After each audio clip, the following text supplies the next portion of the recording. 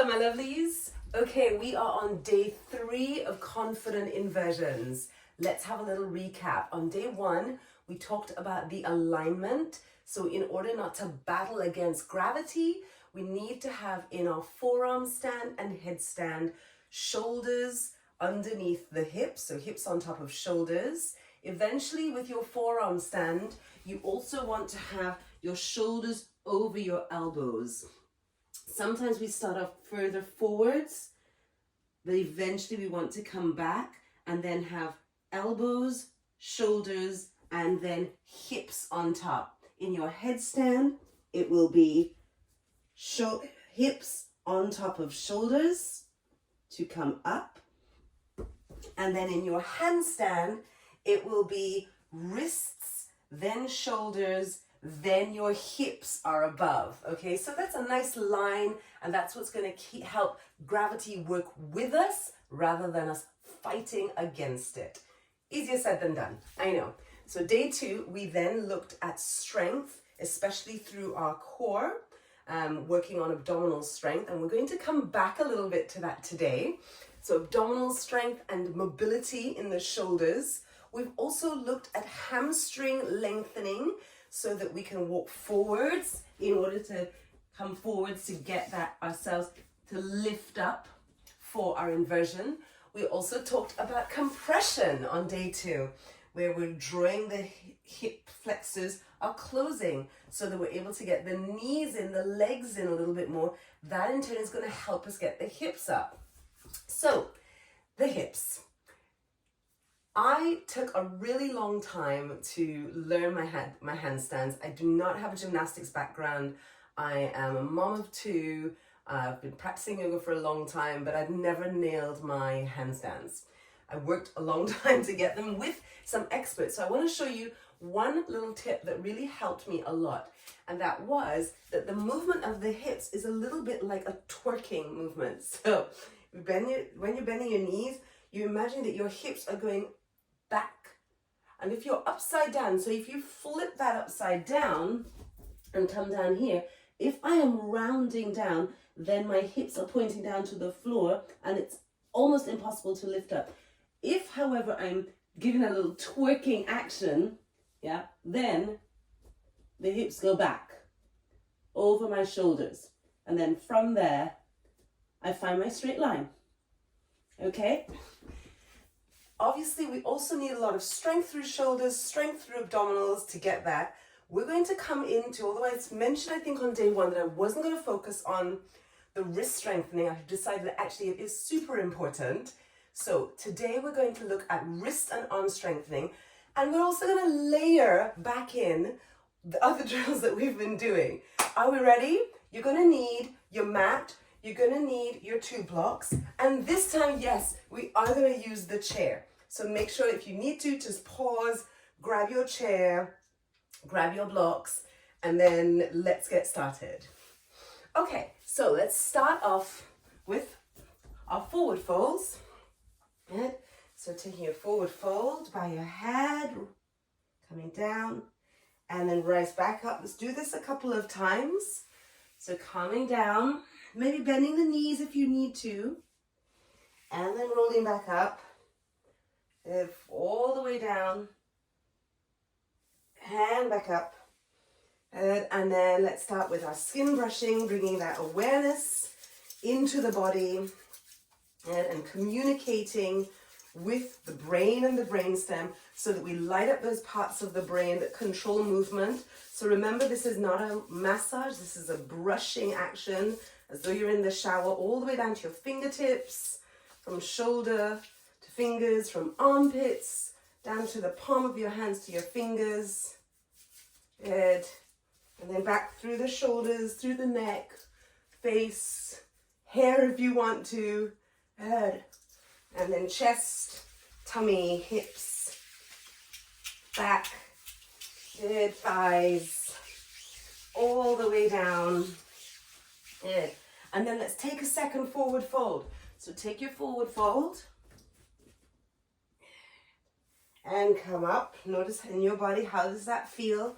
Let's do that again, forward fold. and rise. Last time, let's do that again. Forward fold. Good. And rise. Great. Now checking in with yourself on how that forward fold feels.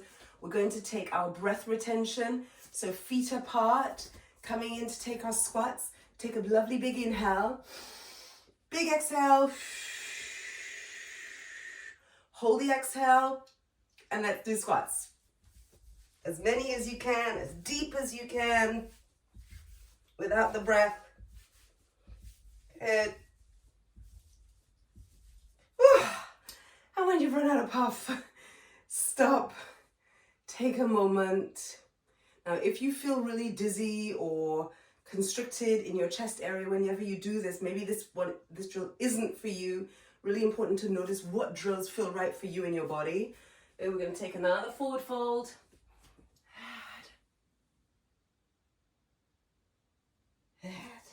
Starting to feel a little better there. And then coming to take our divergence drill. Good. So finger or pen close to your nose. Open the eyes. Look to the tip of the finger. Take it away. Look beyond. I'm going to do my little thing of looking out the window. Bring it back in. Look to the finger, tip of your nose as you take it away. Look far away, maybe out of the window. Close your eyes. Bring it back in. And again. Taking it away. And back. Good. Twice more. Good. Close the eyes. Maybe cup your hands over your eyes.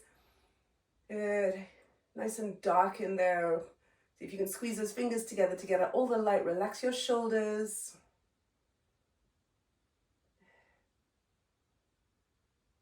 Good. And then gently release. Let's take another forward fold, just seeing how that feels in the hammies. Good.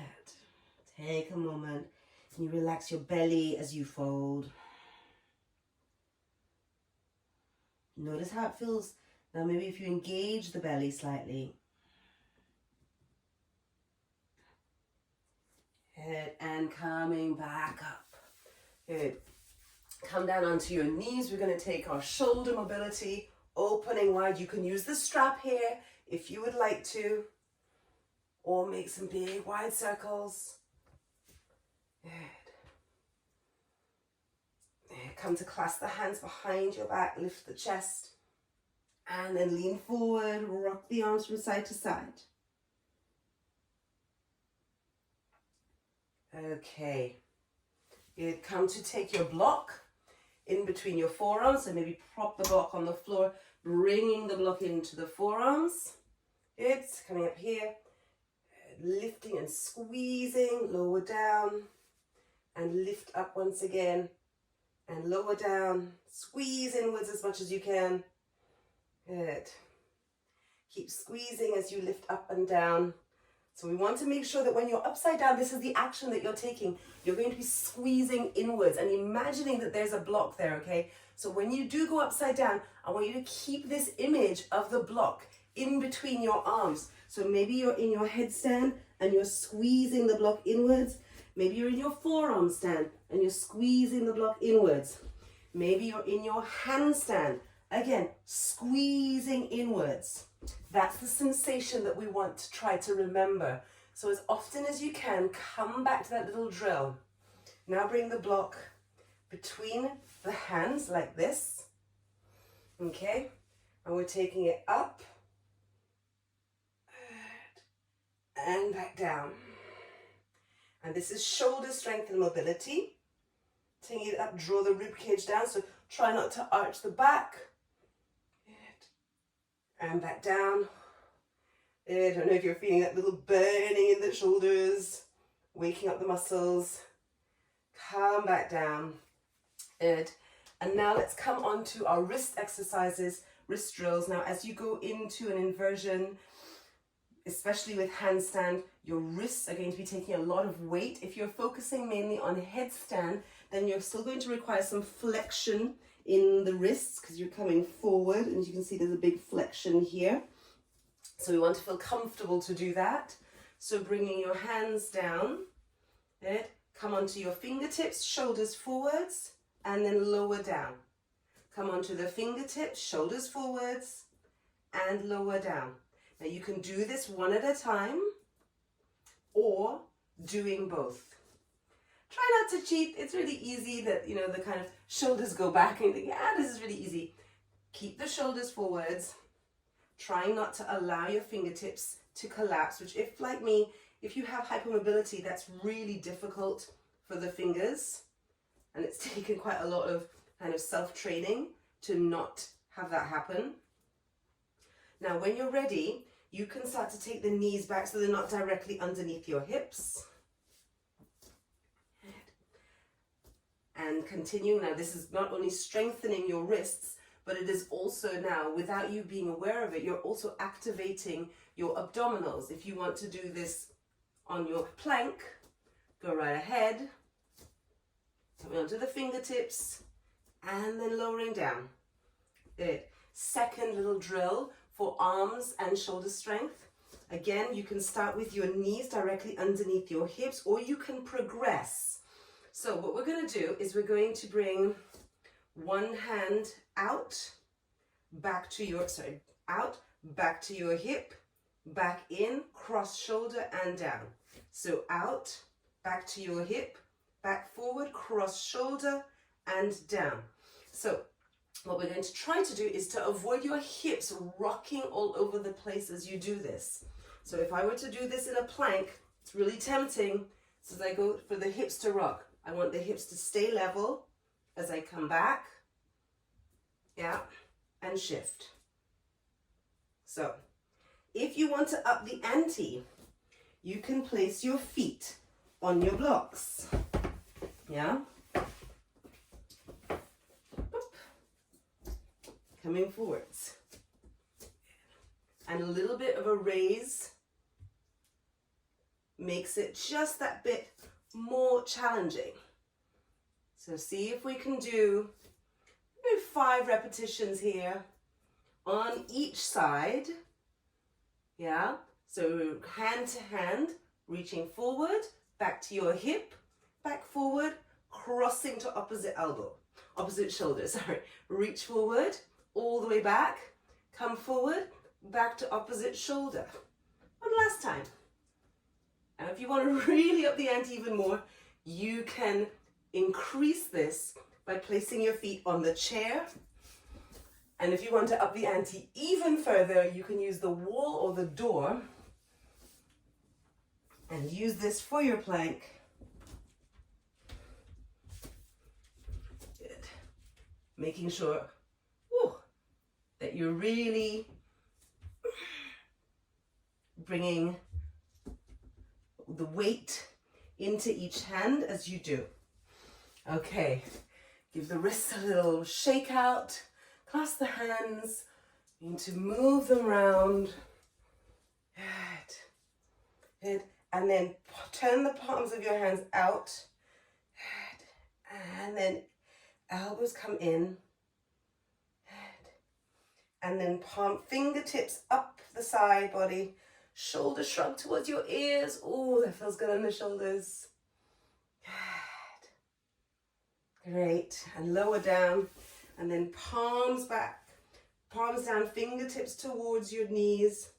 Sink back just to stretch through.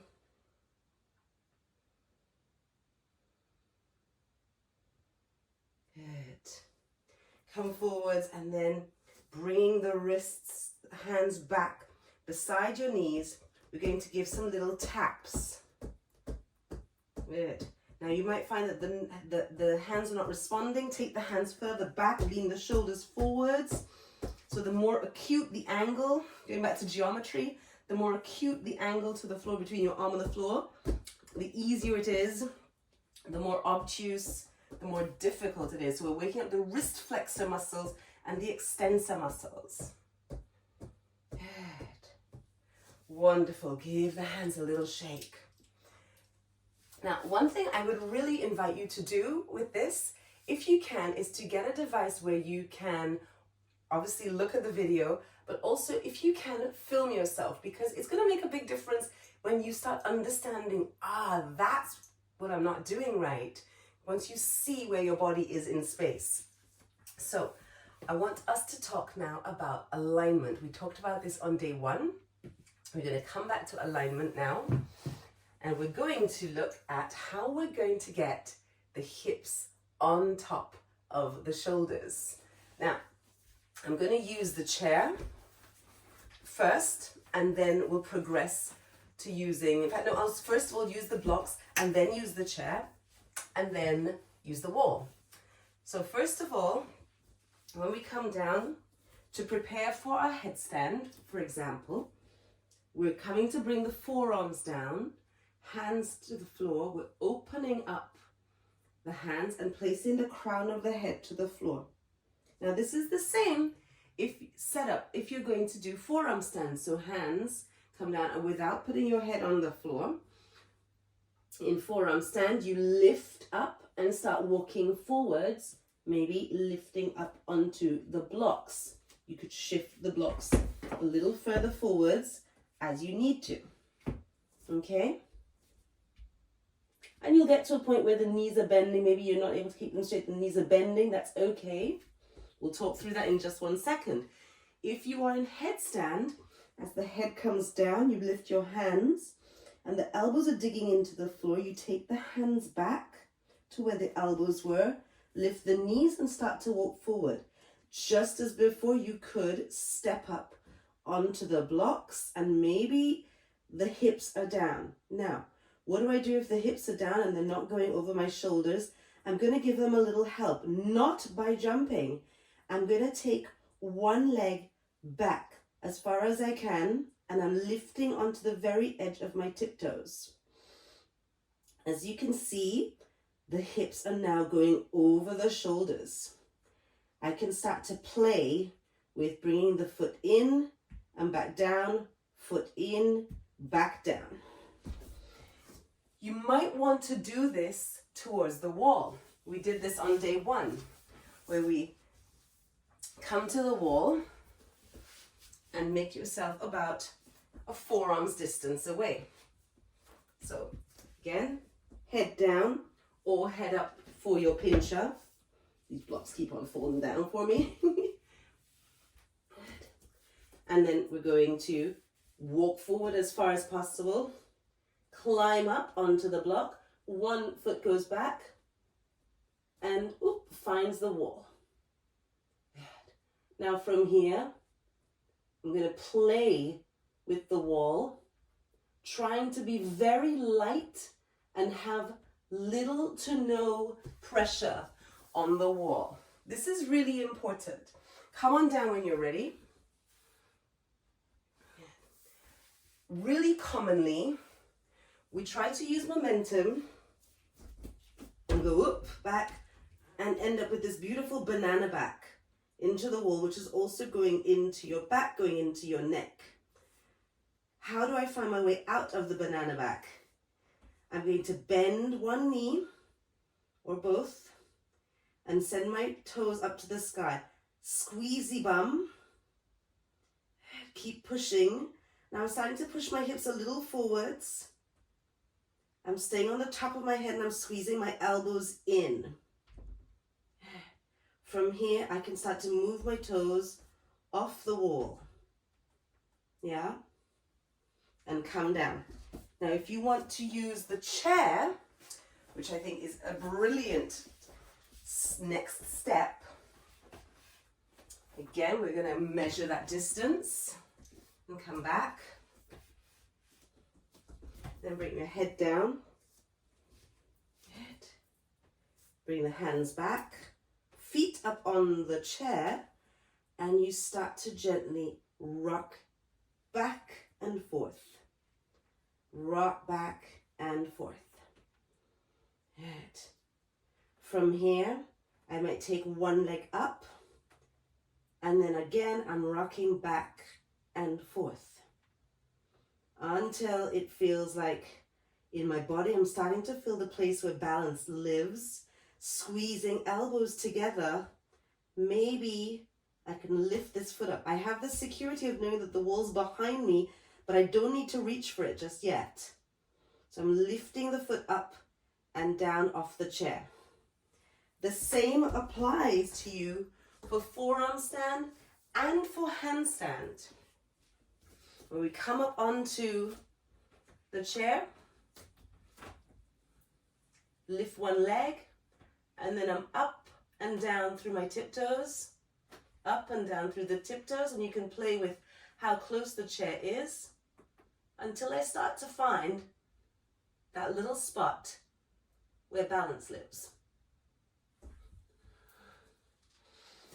Now, one thing that we have not talked about, which is super important, is falling.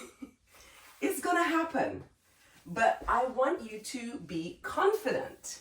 So we're trying to make sure that we're setting up all of the foundation stones for super confident inversions. So we've worked on our core strength, we've worked on wrists, shoulders, abdominals, we've worked on compression through the hips. Keep going back to those drills. But there are going to be times when you're learning that you're going to fall. That's totally normal. But let's make sure you know how to fall right. Okay? So the first thing I want to say is that when you're going upside down, as everything in life, always have an exit strategy. So if I know I'm coming upside down, let's say in my forearm stand, if I feel like I'm about to go over backwards, what I kind of don't want to do is to drop back into a bridge. Some of us you can, but it can be a little jarring.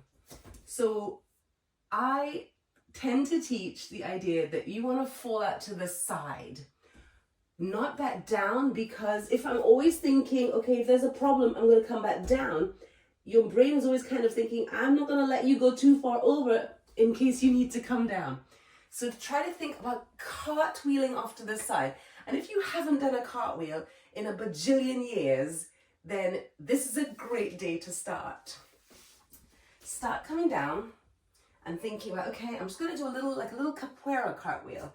So hands on the floor, we're going to take a little jump, across. Yeah, and then hands down to the floor. I'm going to take myself across. Okay? Keep working on this so that you have the idea that cartwheeling out is a safe way to go.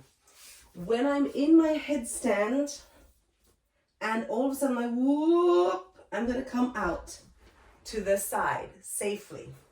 Same applies with my forearm stand or my handstand. If I go up and it's all like not feeling good, I'm gonna come off to the side. Practice falling. It is really important because you are then training your brain to understand that if you fall out, there is not a danger because you already have your exit strategy. Another good thing to do, as well as practicing your falling, is to put props around you that will make the space safe. So by that I mean, grab your double duvet, grab your cushions, your pillows, put them next to you as you practice, have them all around you to begin with. Just so that if you were to fall, you already know that it's going to be safe. If you go in with fear, thinking, I might fall against the coffee table, I might wipe out into the TV, or there's the hard floor, then there is going to be a part of your brain that is going to stop you from being able to go over fully. That part of your brain is the part that I often see people with, that they go here and down. They go here and then, oh no, I'm scared, I'm coming down. And they're up and like, oh, this is as far as I'm going to go. And it feels like they're straight because they're scared to lift all the way up. That's totally normal. Fear is super important. It keeps us alive. So I really want you to think about how you're going to fall out of your inversion and have a go. Maybe for you, it's going to be a forward roll. The cartwheel, I think, is one of the safest ways to go. You're practicing at home, so you know you're not going to knock into anybody in the yoga studio, so that's fine. Use your garden, use some space if you can, put the cushions on the floor around you. Make sure you're in a safe space, but practice falling out. I promise you, this is going to make a big difference to what your brain allows your nervous system to be deregulated in order to let your muscles and body do.